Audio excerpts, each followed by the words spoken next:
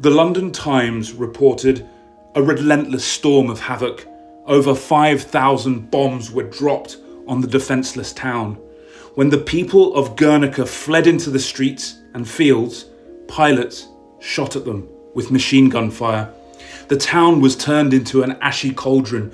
1,645 innocent people dead, and thousands more terribly wounded. Guernica literally levelled to the ground. This report was reprinted in the French newspaper Ce Soir, with a dramatic front page picture of a nocturnal inferno that burns itself into Picasso's visual imagination. That is why he pictures Guernica as a night massacre, even though it happened in the afternoon. May 1st, 1937, in his Paris studio, Picasso begins working on the greatest painting he ever produced. He was going to make a truly modern history painting, 20 feet long and 12 feet high. He produces a painting that reaches deep into the modern nightmare. Hectic, terrifying, burning, screaming, there is no way out. It's defiantly modern, but it also pulls us back into the tragedy of the ages. It's also a classical monument with its wailing figures flanking the massive pyramid of death.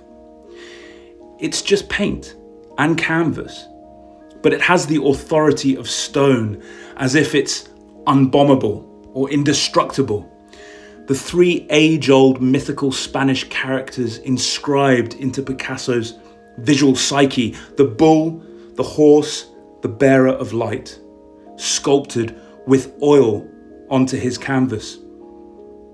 Picasso once said, "Painting is not done to decorate apartments, it is an instrument of war." So, what can art do when bombs start dropping? It can instruct us on the obligations of being human.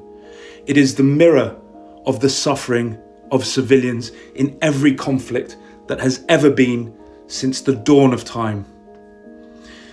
Picasso lived in Paris throughout the Second World War, and of course under Nazi occupation. While the city was under curfew, Parisians were constantly arrested and interrogated, and Picasso himself, despite his status, or perhaps because of his status, was no exception. He was particularly harassed by the Gestapo, the Nazi secret police. On one occasion, the Nazis searched his apartment, and an officer spotted a photograph of Guernica on his wall from the Spanish pavilion at the 1937 Paris World Fair, for which Guernica was first displayed.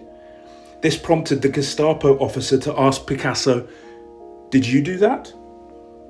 And Picasso looked at him and replied, "No, you did." Which is just the perfect answer.